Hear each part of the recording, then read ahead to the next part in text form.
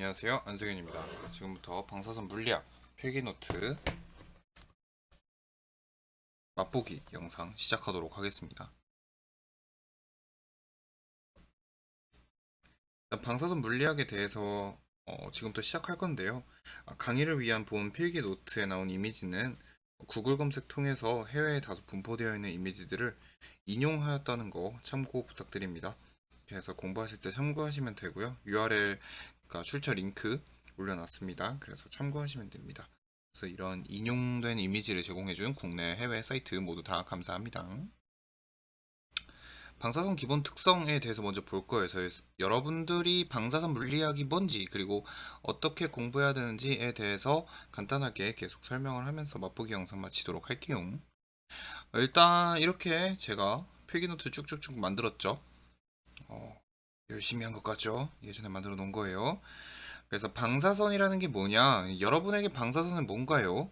원자력 법령에 따르면 전자기파 또는 입자파 중에서 공기를 직접 또는 간접적으로 전리시킬 수 있는 능력을 가진 어떤 미지의 선이라고 블라블라 말하고 있습니다. 이거 다 알아야 되나요? 이거 국가고시에서는 다 알 필요 없죠? 이거는 학교 시험에서만 나오는 거죠. 그렇기 때문에 우리는 뭐라고 생각하면 되냐? 때릴 수 있는 힘을 가진 선이다. 이것만 알고 있어도 좋습니다. 방사선이 뭐라고요? 때릴 수 있는 힘을 가진 선이다. 그러면 여기서 중요한 것은 어떠한 선들이 방사선이에요? 라는 겁니다. 그래서 대통령령이 딱 정한 게 있는데 이거 더 외워야 돼요. 하지만 이거 외우세요? 하고 이렇게 넘어가 버리면 재미가 없잖아. 듣는 의미가 없어. 그렇기 때문에 듣는 의미가 있게끔 제가 설명을 해드릴게요. 첫 번째로 우리는 이제 나중에 더 다 배울 거지만 일단 알고나 넘어갑시다. 알파선이 있고 중향자선이 있고 양자선이 있고 베타선이 있고 중하자선 입자선이 있습니다. 라고 하면 재미가 없죠. 그렇기 때문에 우리는 재미있게 알파선부터 볼 겁니다. 알파선이라는 게 뭐냐면 플러스 두 개랑 중성자 두 개를 말해요. 이거 하나로 합치면은 알파라고 보면 돼요. 알파선이 들어가는 거죠. 선. 이거는 알파 입자라 그러고 이 알파 입자가 앞으로 쭉 나가요. 그러면은 쭉 나가니까 이 선, 나간 선 있죠. 그러니까 알파가 선을 이루면서 나간다라고 해서 알파선이에요. 알파선 플러스 중성자 이렇게 알파선입니다. 중양자선이 뭐냐면 이 양자선이라는 게 양성자선 이거죠. 그렇기 때문에 이 성 빼고 양자선이라는 거죠. 근데 중자가 뭐예요? 가운데 중자 아니죠. 무거울 중자죠. 그래서 무거운 양자선, 그 다음에 그냥 양자선.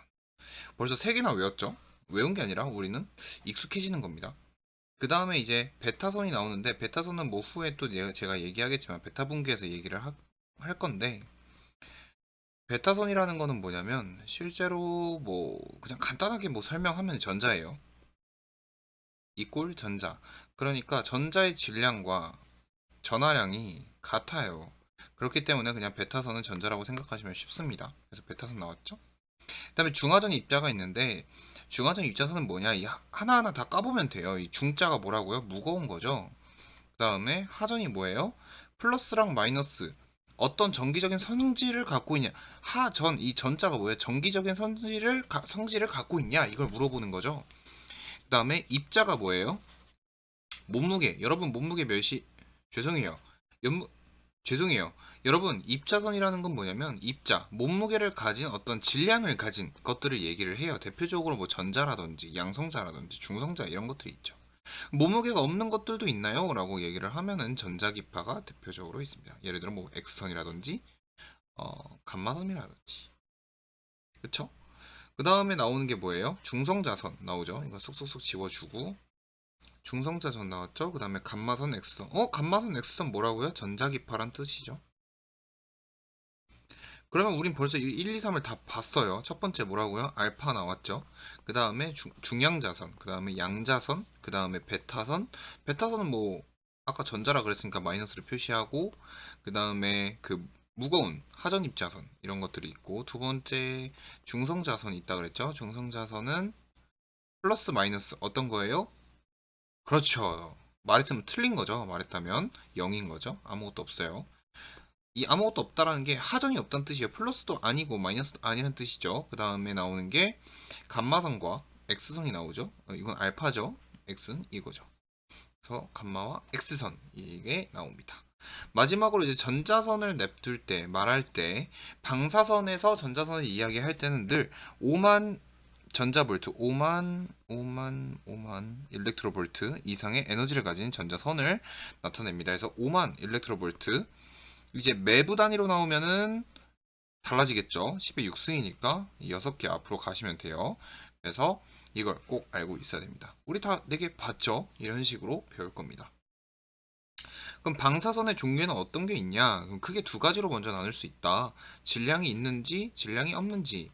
질량이 있다는 건 몸무게가 있다는 거고, 질량이 없다는 건 몸무게가 없다는 거겠죠? 그렇기 때문에 질량이 있는 것들은 입자파. 여러분, 우리는 입자예요. 그쵸? 그러니까 입자파라고 하고, 질량이 없는 것들은 전자기파라고 합니다. 그렇다고, 아니, 선생님, 전자 몸무게 이때매요. 라고 해놓고, 전자기파 똑같이 생각하면 안 돼요. 이 기, 우리 에네르기파 그런 거죠. 에네르기파는 질량이 에네르기 오케이.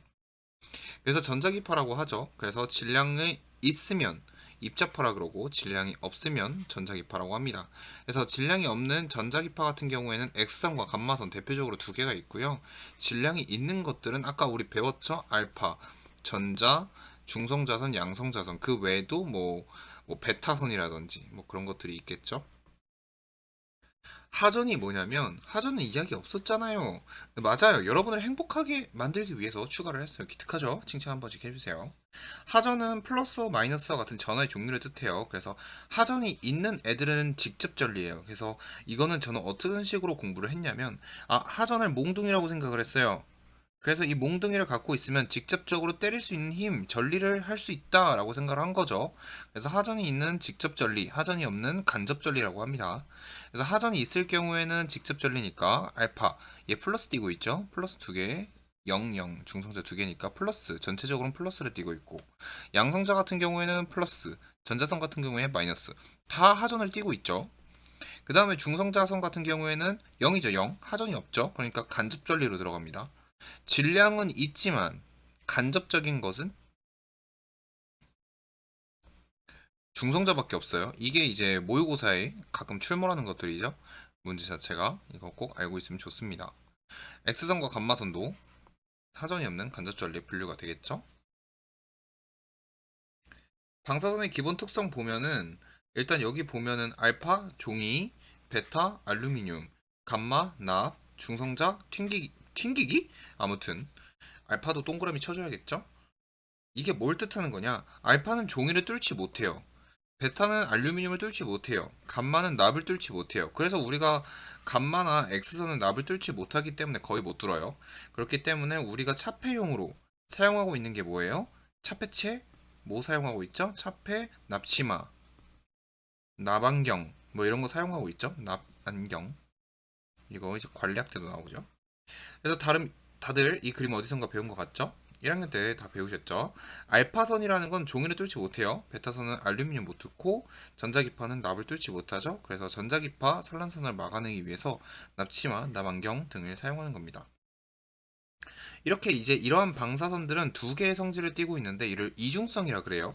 그래서 이중성은 입자성과 파동성 이 두 개를 갖고 있어요. 이 소리는 뭐냐? 사람이 있어요. 어떤 사람이 있어. 예를 들어 안성현이라는 사람이 있다. 이름이 참 멋있는 것 같아요. 저만 그렇게 생각하는 거겠죠? 이 사람은 입자성도 갖고 있고 파동성도 갖고 있대라고 이야기를 한다면 파동성, 입자성. 입자성이라는 거는 질량을 갖고 있다는 거고 파동성이라는 거는 음파처럼 융 이런 식으로 간다는 거예요. 그래서 입자성의 대표적인 게 부딪힐 수 있고 꺾일 수 있고 날아갈 수 있고 튕겨져 나갈 수 있어요. 근데 파동성 같은 경우에는 파의 움직임이 존재하는 성질이에요. 그래서 초음파 물리에서 배우는 거죠. 그래서 나중에 또 초음파 물리 들어가면 배우겠지만 반사, 굴절, 희절, 편광 현상, 발음이 되게 어려운 것 같아요. 그래서 이런 것들이 대표적입니다.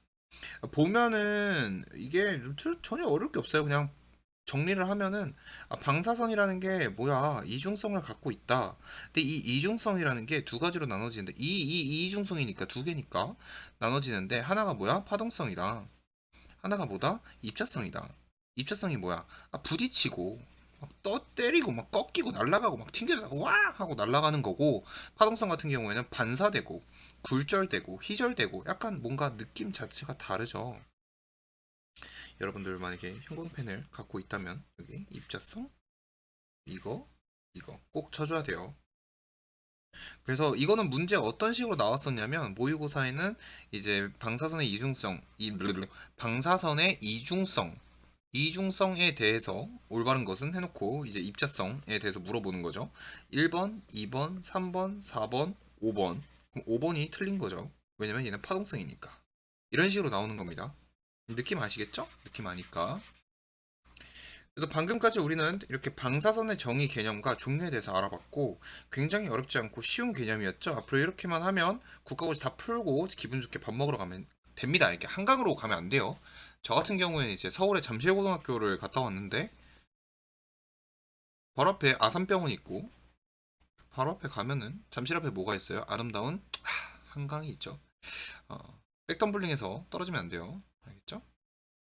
이 이상부터는 이제 맛보기를 종료하고